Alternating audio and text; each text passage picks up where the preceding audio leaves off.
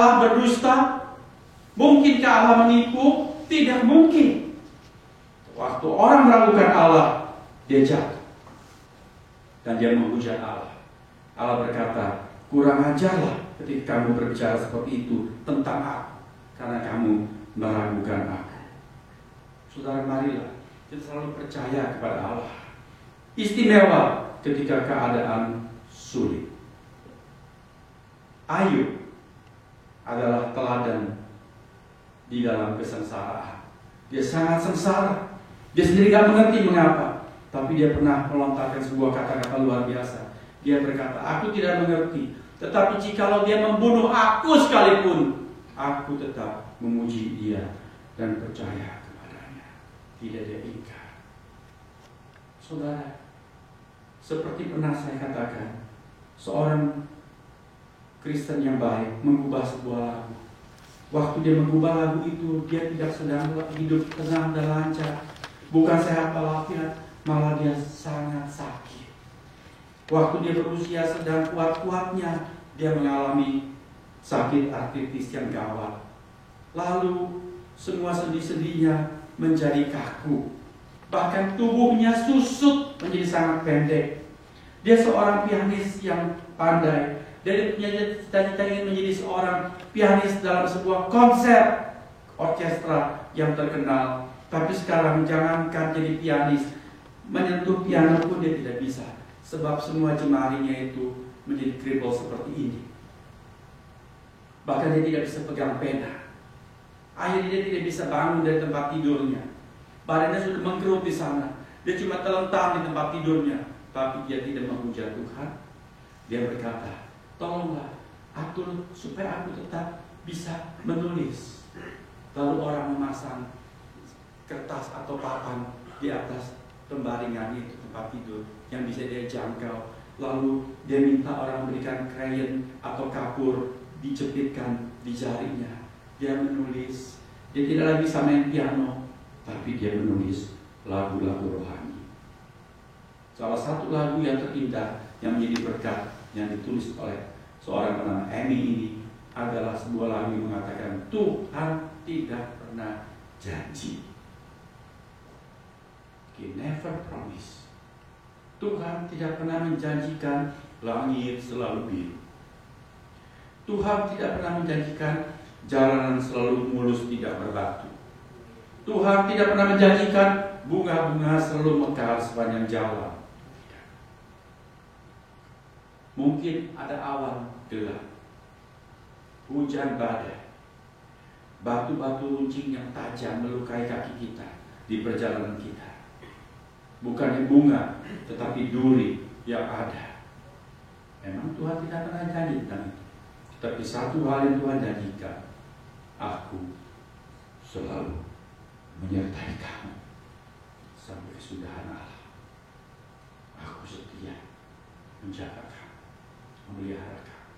Bahkan ketika kamu tidak punya rezeki sekalipun, aku menyertai kamu.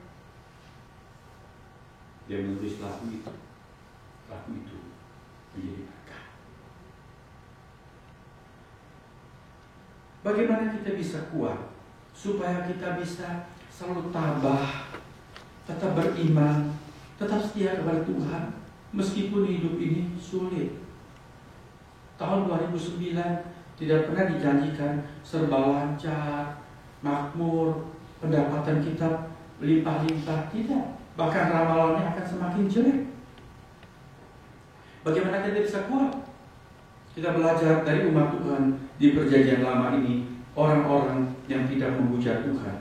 Mari kita lihat ayat yang ke-16. Firman Tuhan mengatakan tentang orang-orang ini. Beginilah berbicara satu sama lain orang-orang yang takut akan Tuhan. Tuhan memperhatikan dan mendengarnya. Sebuah kitab peringatan ditulis di hadapannya bagi orang-orang yang takut akan Tuhan dan bagi orang-orang yang menghormati namanya dan seterusnya. Apa kata orang-orang itu? Beginilah berbicara satu sama lain orang-orang yang takut akan Tuhan. Tadi saya mengajak kita membaca ayat 16 untuk menjawab pertanyaan bagaimana supaya kita bisa tetap kuat, tabah di tengah segala sesuatu keadaan. Orang-orang ini kuat karena mereka hidup di dalam persekutuan.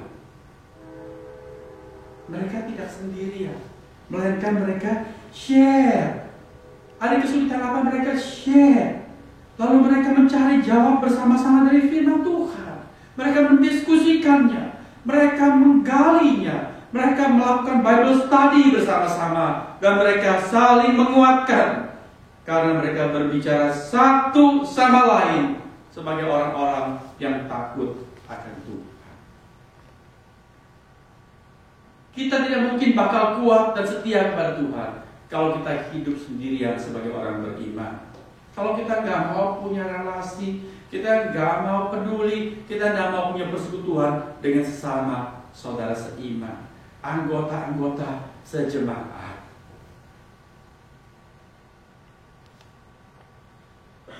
Firman Tuhan mengatakan 2 orang lebih baik daripada 1. Amin, saudara. Amin.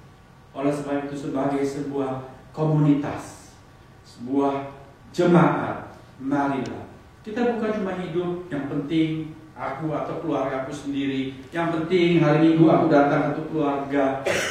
Marilah kita rajin berkumpul bersama-sama dalam persekutuan. Bila jadwal saudara memungkinkan, datanglah ke dalam persekutuan doa. Meskipun saudara tidak punya kebutuhan untuk didoakan, saudara sedang lancar-lancar, berdoalah untuk yang lain. Itulah persekutuan satu sama lain.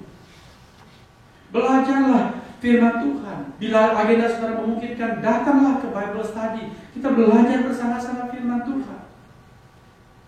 Waktu saudara masih keadaan tenang sekalipun, belajarlah. Sebab apa? Kita harus sedia payung sebelum hujan. Memang waktu itu saudara sedang tenang, tapi kapan-kapan ada banyak persoalan. Apakah saudara punya bekal untuk menjawab kesulitan-kesulitan saudara? Dan itu kita temukan di dalam persekutuan. Waktu saudara mengalami kesulitan, share kepada rekan seiman, doakan. Kemarin dulu di dalam New Year's Eve Fellowship kita share, ternyata Tuhan menjawab banyak doa-doa di dalam persekutuan doa. Orang yang membutuhkan pekerjaan didoakan, dia mendapat. Yang lain mengalami persoalan, kesulitan, didoakan, selesai. Ada kesaksian-kesaksian. Itu di dalam persekutuan. Waktu kita susah, yang lain memberikan penghiburan supaya kita tidak menjadi ingkar, bahkan murtad, lalu menghujat Tuhan, berbicara kurang ajar tentang Tuhan. Lalu mereka saling menguatkan. Mereka berkata begini, Tuhan memperhatikan dan mendengar ucapan-ucapan kita. Marilah kita jangan sembarangan berbicara, jangan kurang ajar kepada Tuhan, melainkan ucapkanlah kata-kata iman, kata-kata yang sesuai dengan hati Tuhan. Tuhan memperhatikan dan mendengarnya.